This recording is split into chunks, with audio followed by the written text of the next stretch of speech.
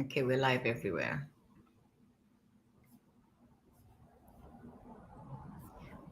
We just have one last thing to do. As always, there's this one last thing we have to do before we can actually move forward. But hello, everyone.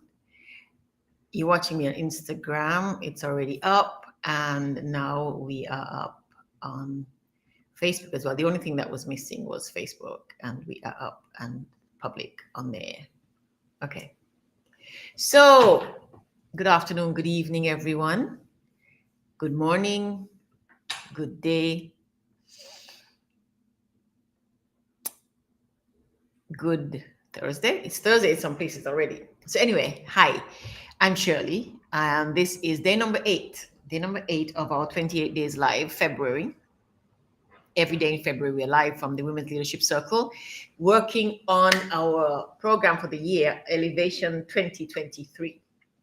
Elevation 2023 is what we're working on right now. And I am delighted, more than delighted. We've already gone a week. A week is a long time. A week is a long time. These things take, doing a live every day is quite a commitment. And the first time I did a series of lives was last year. I did 45 days because I said I was going to do about 10 or 15. And my friend said, what's the point? I said to me, what's the point? The point is, I do some lives and I share some information. I make some new connections, and some women get the benefit of me passing on to them some information and wisdom that had been passed on to me by other women. And she said, yeah, whatever. 15, do a month, do 45, do 60 days. And so anyway, we made a compromise and ended up in 45 days. And this time I'm doing 28 days, but I'm doing 28 days because we are at the beginning of our program for 2023 from the Women's Leadership Circle. And if you're just jumping on here, if this is your first time, then let me just explain to you really, really briefly, or you can go back, actually do this, go back anyway and look at the programs, the last 7. Scroll through my Instagram or Facebook, Twitter, LinkedIn, or YouTube, and you'll find them. And you'll hear me talk about what Elevation 2023 is. Let me just invite you to go to www.shirleyosborne.com, get all the information about Elevation 2023, what it is, how it works, what it costs, how we're doing it. Elevation 2023 is our program for the year. It's our transformational program for the year. We're all working on ourselves. We are always work in progress. We are a work in progress. Life is about living and changing and developing and transforming and getting better and better and better every day. Constant transformation. And so Elevation 2023 is a very special program to help us all do that. Coming out of COVID, coming out of the feasting and feasting and fetting of the end of year, and so we're just in the second month, and of course in the first month of the year so many of us make resolutions, and so this February series of lives is to kind of help you, because many people, they make their resolutions in the beginning of January, and by the end of January they're over.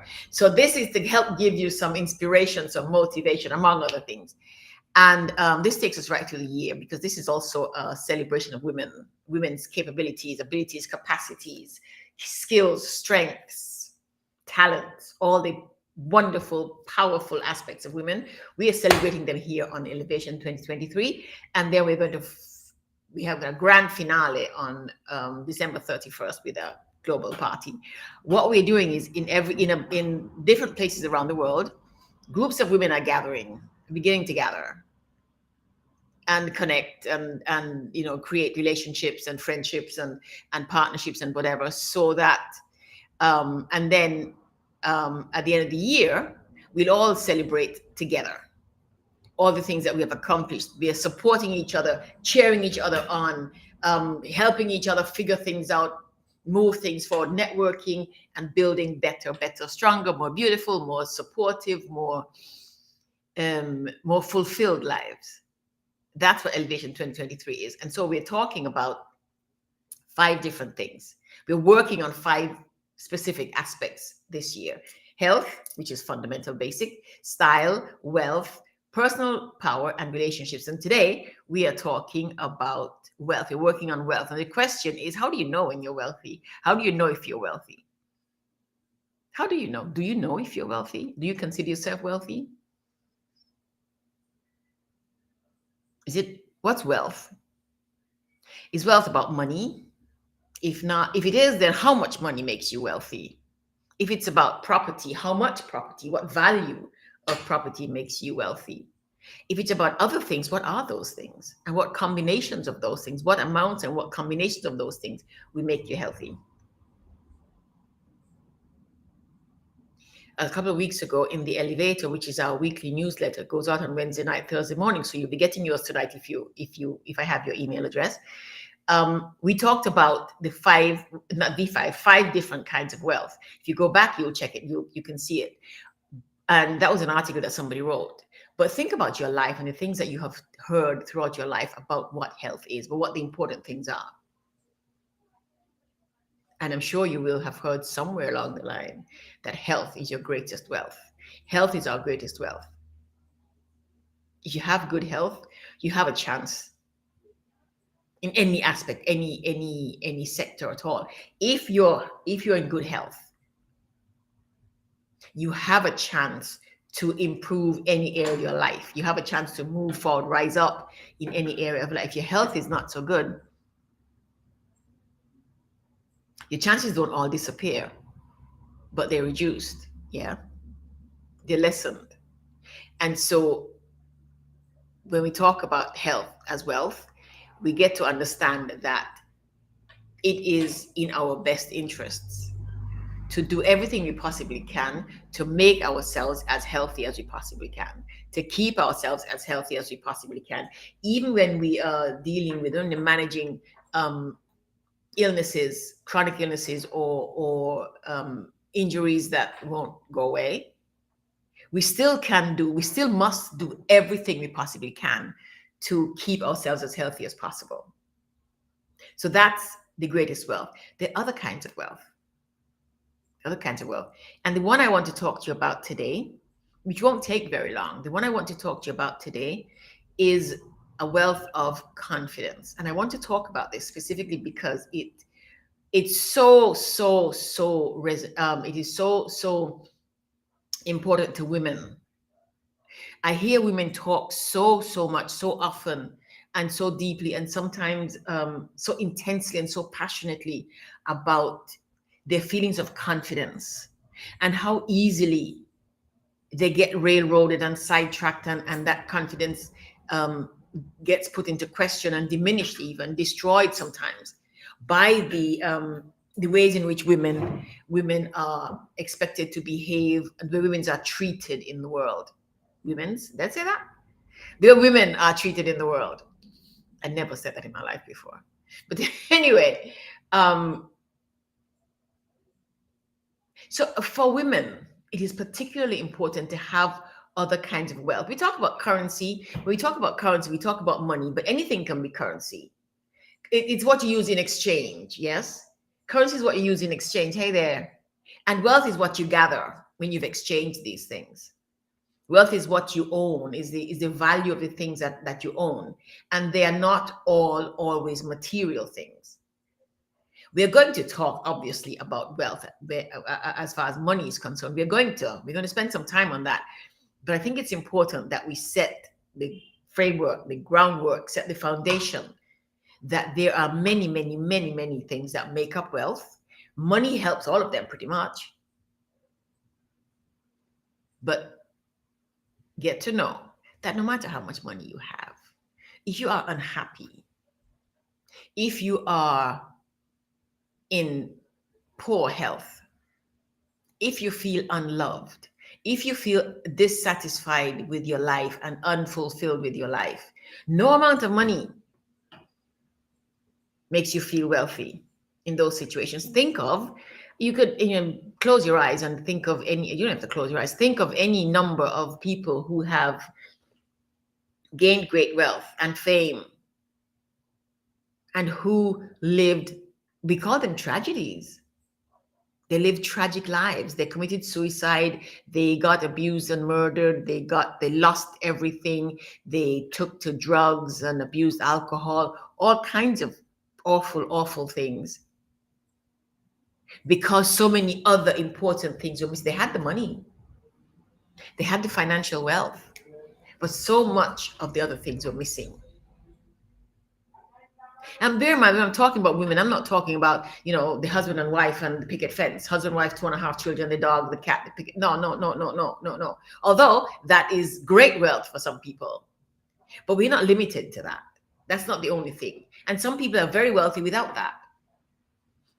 But the quality of our relationships, that we have good, supportive, strong relationships, is wealth.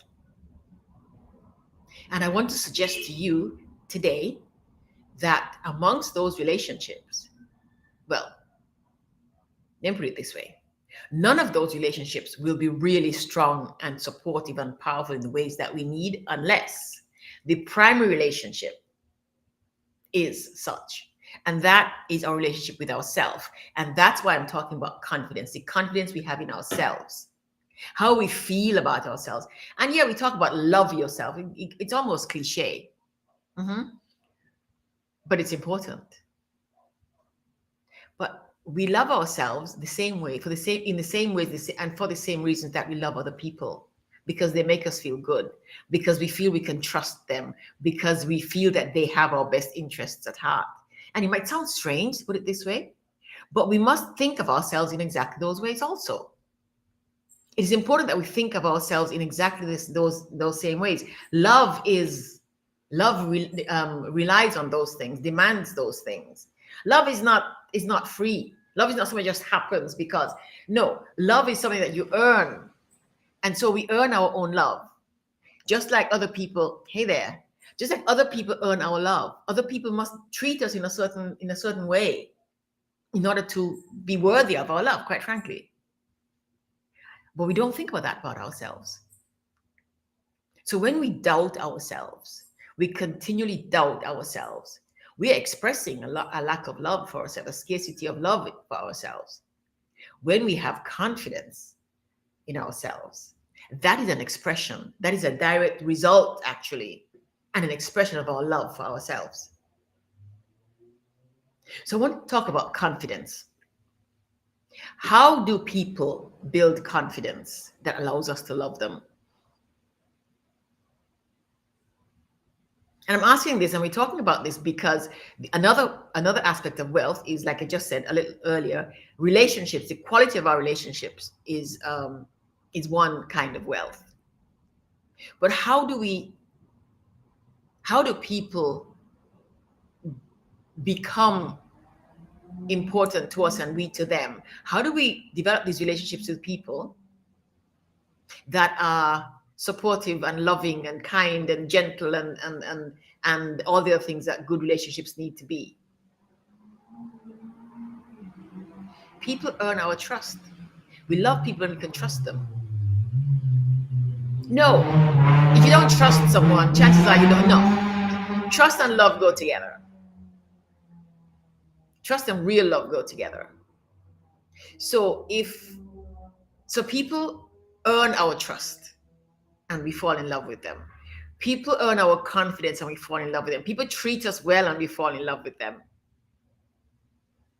People think well of us, speak well of us, and cheer us on, and we fall in love with them. I'm talking about love in general. I'm not just talking about romantic relationships. I'm talking about love in general, friendships, professional relationships, all of those things. When you feel you can trust someone, you can depend on someone to be there, to do what they say, to be who they say, to support you, to cheer you on, all of those things, that's when you fall in love with them. You trust but prepare for disappointments. We do that with people. But is that really love then? And you ask yourself the same question. You trust yourself but prepare for disappointment and disappoint yourself? Then you are skimping on yourself. You're depriving yourself. You're falling short. How we get past that, though, so we don't have to prepare for the disappointments, is that we always show up. So if we always show up for ourselves, then we don't have to worry about being disappointed. If people always show up for us, if a person always shows up for us. Bear in mind, they might not always show up in the way that we want, in the way we think they should. And that's important to remember. They may not always show up the way we think they should. And sometimes that's what we call disappointment, because we think people should be what we want them to be. Sometimes people are in our lives to be what we need them to be. Let me give you an example. I spent many years working with young girls in at risk, young girls who've lived really painful, difficult childhoods, young girls for whom the adults didn't take care of. Yes. And so they grew up fighting, not trusting, never depending on anyone, because they knew that no one would be there. Not even God, some of them depended on, because sometimes they ask the question, if all this is happening to me, where are you? Yeah. So they grew up trusting no one. They grew up fearing. And because they can trust no one, because they have not felt love from other people, they're literally unable to provide it for themselves. So they don't trust themselves either. And I used to have these conversations with these young girls. They'd said the same thing. I don't trust you. You're nice, but I don't trust you.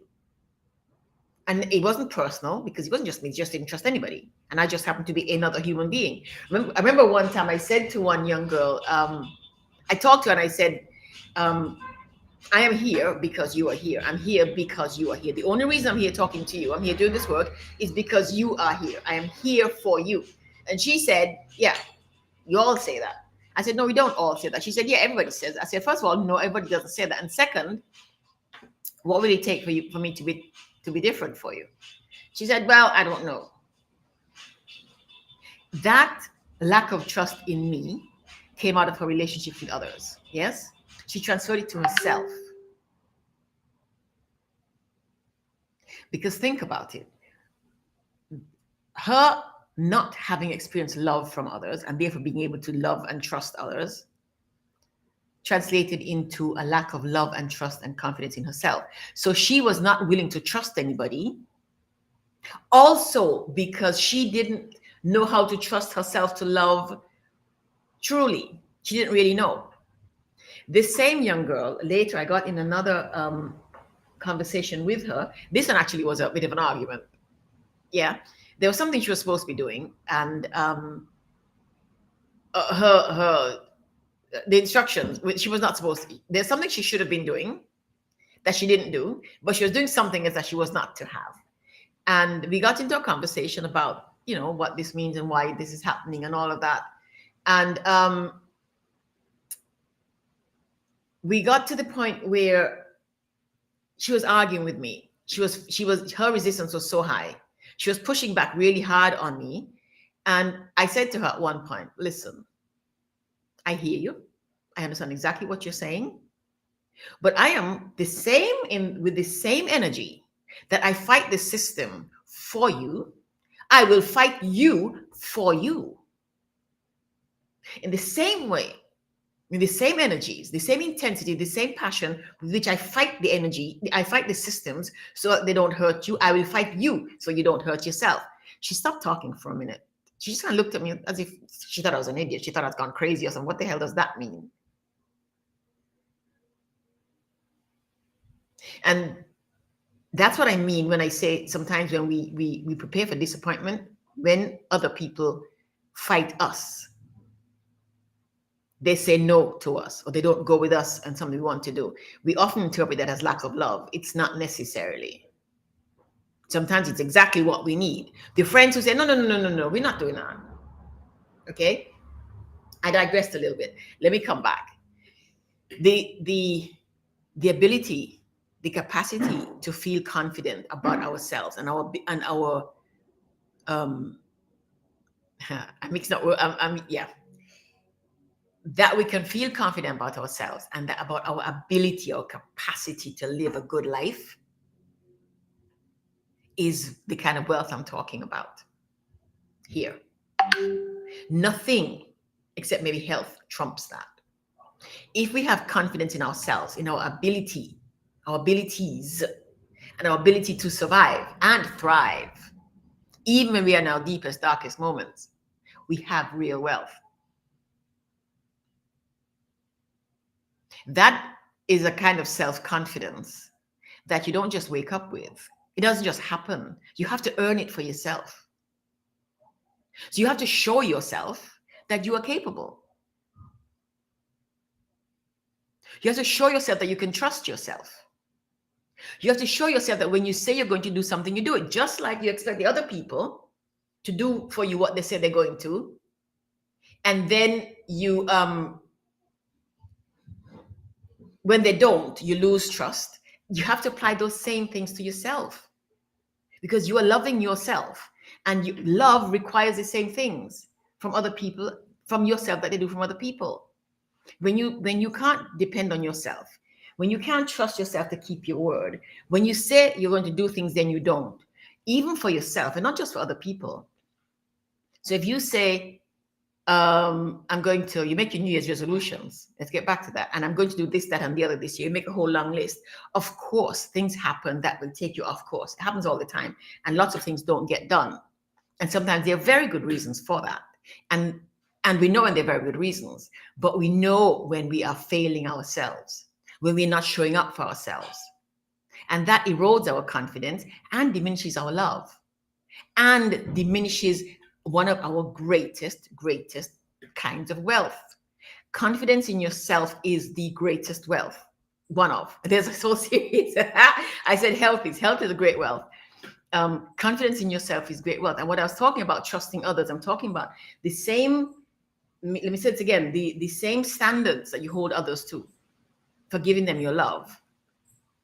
We hold ourselves to the same standards also. We often don't think about it that way because we just think we love ourselves.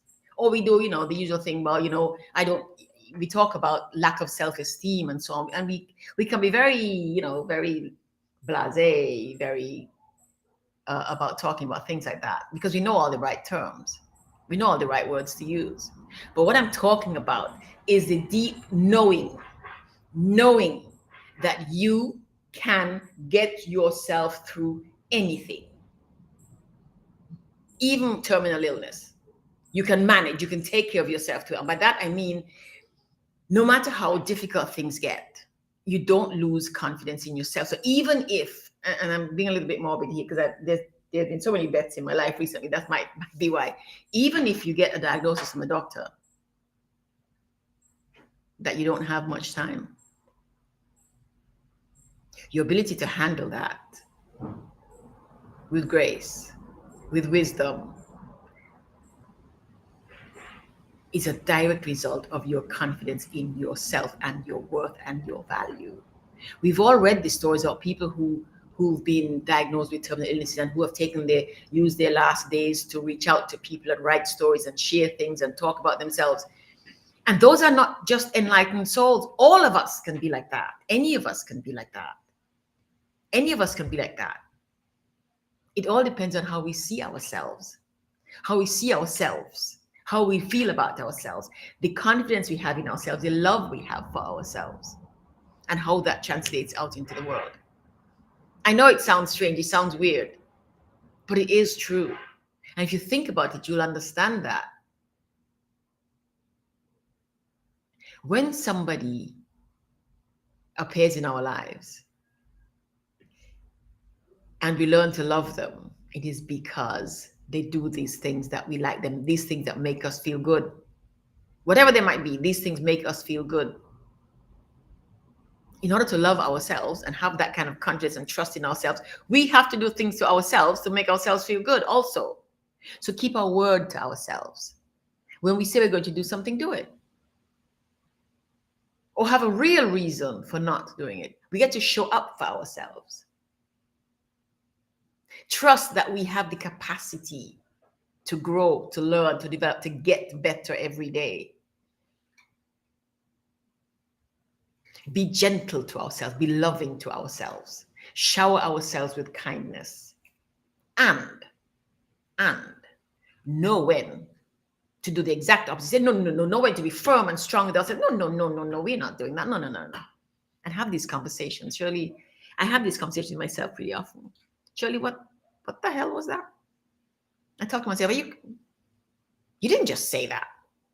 Are you sure you want to do that? You think that's a good idea? I talk to myself. And no, I know, I'm not, no. But we get to do that. See ourselves as a person of value in our own lives. See ourselves as a person of value in our own lives. Not the cliched, well, of course I love myself, of course I think I'm important. No. Intentionally treat ourselves as a person that we love. Treat ourselves the way we treat the people we most love. Forgive ourselves. Really, truly forgive ourselves. How many of your friends do you tell you're stupid? Oh God, what an idiot. Oh God, what did you? How many of your friends would you say that to and still keep them? They still stay around. Not many, I guess. And so you don't speak to your friends like that. Why do you speak to yourselves like this? Why do we speak to ourselves? Women are really bad at this, or really good at doing that. And that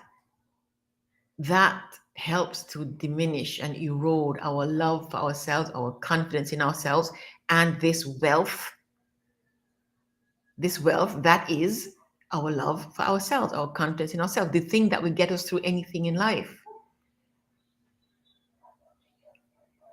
Ultimately, the only person in life we can totally depend on, yes, Terence, the only person in life we can really truly depend on is ourselves. But we won't depend on ourselves. We won't be able to depend on ourselves unless we have made ourselves dependable to ourselves, unless we have proven to ourselves that we are reliable, unless we have held ourselves accountable to ourselves. We won't feel that way. And that's what I'm talking about. So this kind of wealth, the wealth that comes from, that is this confidence in yourself, this love for yourself, is earned just like any other kind of love. And we can develop it. We've all had painful experiences. Some, like the young women I talked about that I worked with, and that I still work with, women, it's difficult for us.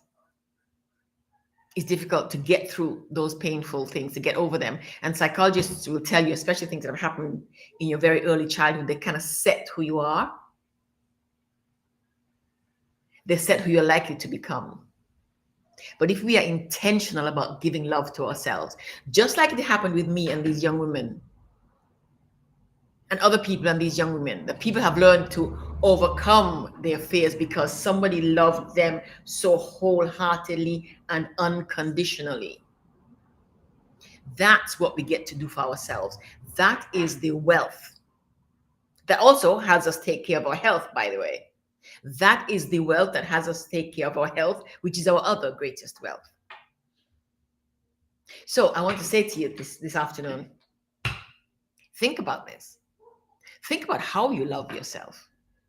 Think about, in the active sense, how do you love yourself? What do you do to show yourself that you love yourself? And yes, going to the spa, relaxing, getting your nails done, spending time with family and friends, all that are ways to show you, to love yourself, to give yourself good time, make yourself feel good. I'm talking about something deeper. The way you talk to yourself. The ways in which you show up for yourself. Actually, that you show up for yourself. The ways in which you treat yourself. Are you good to yourself? Do you speak kindly and lovingly to yourself? Do you ensure that people treat you well? We're going to talk about this particular aspect. We're going to do some work on this particular aspect later on. How we allow people to treat us is a reflection of how we love ourselves, how we feel about ourselves, and how we treat ourselves. Because when we allow people to treat us badly, treat us without respect, not keep their word for us, and we continue to be in this space and solicit love from them and give them love, what we think is love, we are eroding our own confidence. We're going to talk about that some more. That's for another time, because it's a big, deep. When I work with women, and sometimes these not sometimes, they always get really, really intense. This particular aspect, how we allow others to treat ourselves. Remember, I said earlier on, in all these relationships, all the relationships that we have in every single one of our lives, all of these relationships are a reflection of the primary relationship, the one we have with ourselves. The relationship we have with ourselves is a reflection, is the outcome of our experiences as a child in many, many ways. But because we are humans, we actually have the capacity to overcome much of that, or to manage it at any rate, and learn to love ourselves and treat ourselves with love. And I always tell people, love for me is an active verb. Love is a very active verb. Love has to be shown, demonstrated, proven. I have to see it. I have to see it in action. Hey there. I have to see it in action. Loving other people and loving myself. I show other people how much I love them. I buy them gifts. I spend time with them. I cheer them on. I help them do stuff. I look after them when they're sick. I stand up for them when things are hard and difficult. I stand by them when they need somebody to stand by them. I encourage them to eat good food and to get exercise and all that. And I help them when they need help with that. All of those things. I'm kind and gentle to them. I don't say to them things that would hurt their feelings. Treat yourself the same way. You don't do those things with your friends, with people you love. Don't do them with yourself. Don't do them to yourselves. Protect your wealth. Your greatest wealth is you. You are your greatest of the great wealths. Everything else is just a detail, actually. So take care of your health is taking care of your wealth. Loving yourself, holding yourself to high standards, being responsible to yourself, not just for, but to yourself, being accountable to yourself, not failing, not what's the word? Not letting yourself down is a way of defending and growing your wealth, this particular wealth that we're talking about. So I want to leave that with you. I want to leave that with you today. You are your own greatest wealth. The other things that are connected to you, like your health, that's a great wealth too. And because what? It's you. And how you love and take care of yourself is an expression of how much value you put on yourself. And how much value you put on yourself is the wealth, value and wealth that gets you through this life with grace, with fulfillment, with courage, with love, with joy, with success, with strength to get to the difficult paths. We all have the difficult paths. We all have them. So thank you very much for hanging out with me today. Thank you so much. Tomorrow we have day 9. And next week when we talk about health, when we talk about wealth, we'll talk again about some of these aspects. We talk in detail about another one of them. But just remember, as you go through the rest of this week, remember to take care. Remember to take care of yourself. You are your greatest wealth. Invest in your wealth. You are your greatest investment. Invest in you. And take care of all the things you need to take care of. Give yourself the love you need so you build the confidence in yourself that will get you through the world, through life. Okay? Tomorrow we're going to talk about personal power. And that will bring us back to, that will connect with what we're talking about today. Because remember that the wealth that I'm talking about is your confidence in yourself, in your ability to survive, to thrive, to have the life you want.